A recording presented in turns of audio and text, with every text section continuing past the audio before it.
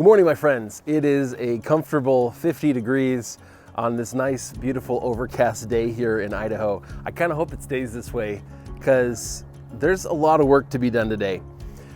That's because we are going to be investing some hard work now to make our preparedness easier going forward. One of the most valuable things that I've found for being able to be self-reliant and be prepared is to make those things a part of my everyday life. And in order to do that, well, we have a busy life, which means we need to make them as easy and as automatic as possible. One of the things that's really helped us here at our home is in our little backyard garden, we have automated all of the watering.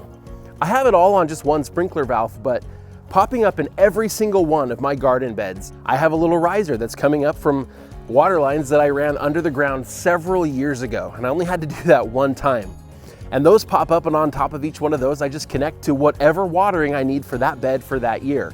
Some of them have little sprayers, some of them have drip lines, and right now the garden's a mess because we're not ready to plant anything, and we left the leaves and sticks on the ground because it's supposed to be better for the bugs and stuff.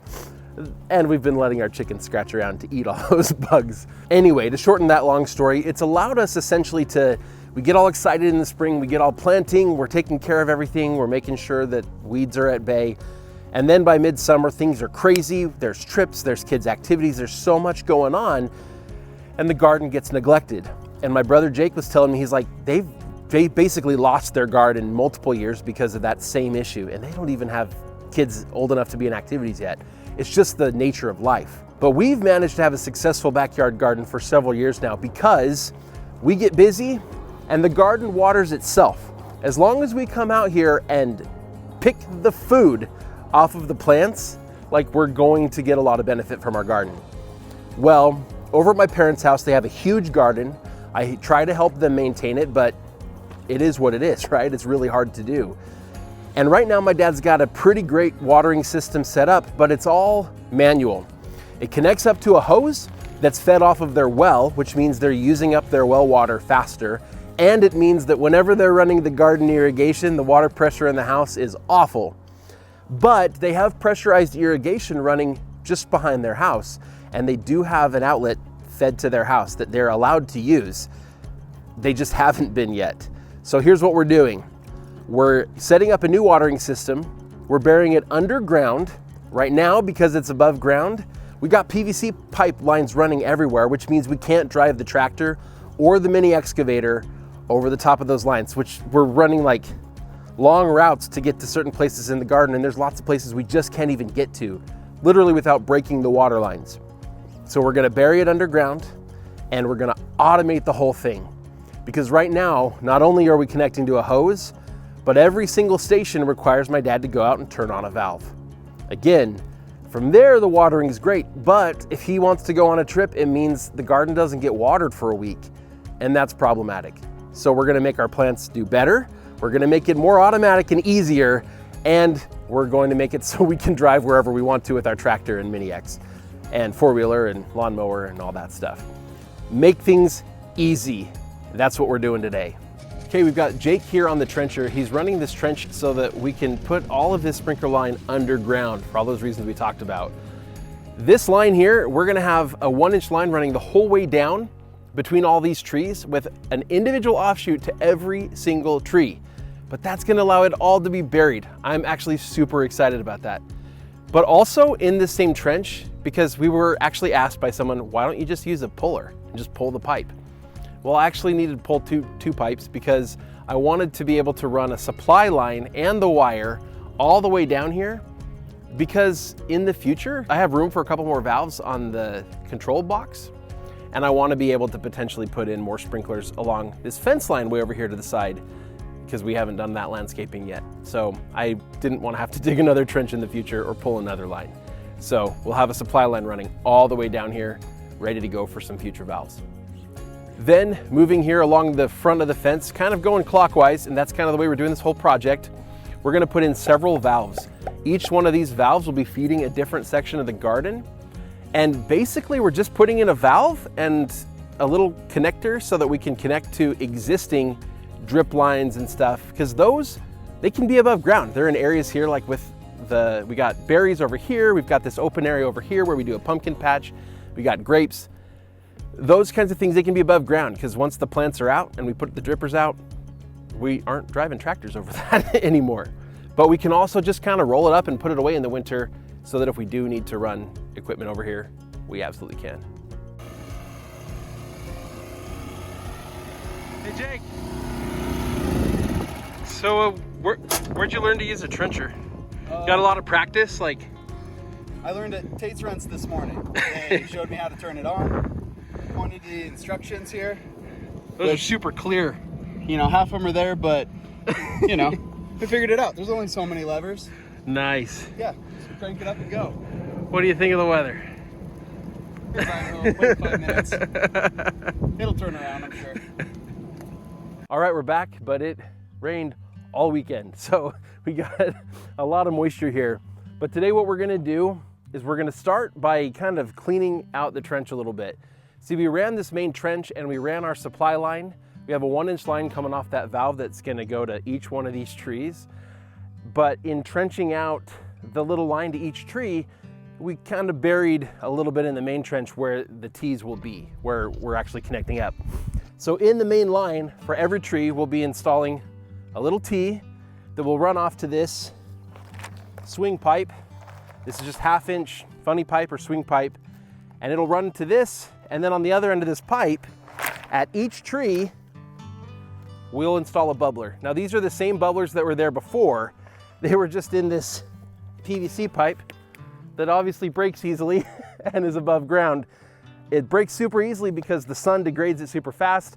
It gets driven over, gets stepped on. It just busts all the time. So this is gonna be a huge improvement, and we'll have a nice bubbler watering every single one of these trees. We're gonna get to work.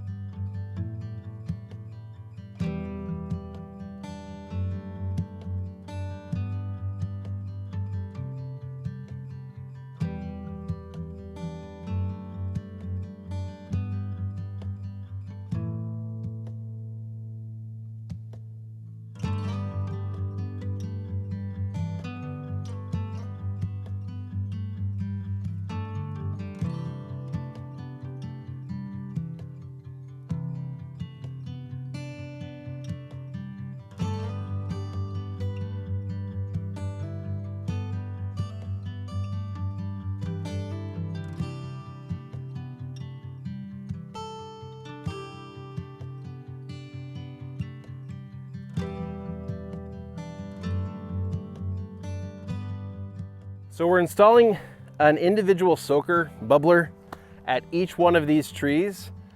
The reason for that is we can keep the water contained right at the tree. We're not trying to sprinkle everything. Ideally, we don't want to water the weeds. They turn green and grow a lot in the spring, but in the summer, they're not going to grow much just because it's so dry. But we can water the trees super well with these soakers. So even though it's a lot of work to run a line to each tree, this is how we're going to water the trees the absolute best. All right, is that it? That's it. It's the last one. Nice. 26 tree bubblers. All in. Whew.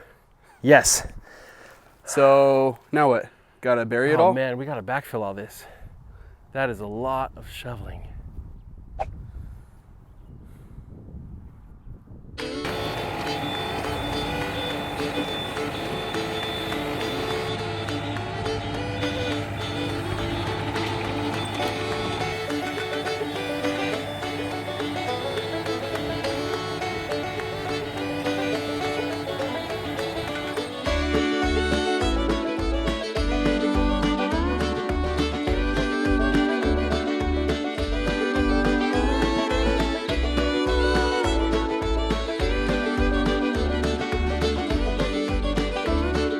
Okay, I think water's supposed to be on now.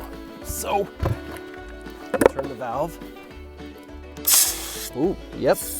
Okay. All right, water's running. I can hear all this air just like blowing out of the tubes. It's filling up like all those supply lines. Good. All right, so hose. We're gonna call that good. It's working. Working. So now we have a functioning hose. Well, I turned on the main valve and there's definitely water now. So we're gonna turn on this first valve to the tree bubblers and hopefully nothing blows up. I'm not expecting explosions, but there's a lot of pressure here, so we'll see what happens.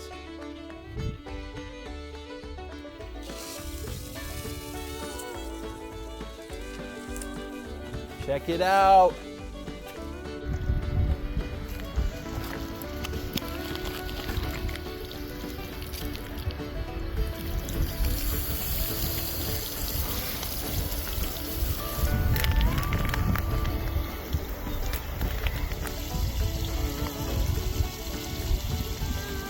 Well, we know that the valve for the trees is working right and the bubblers are all good. They're all turned on, which is fantastic. Hey, Mocha.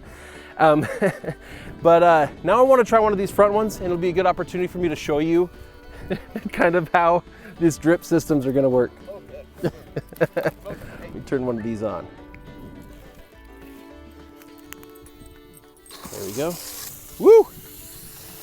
And you can see there all the drips about every foot on this line.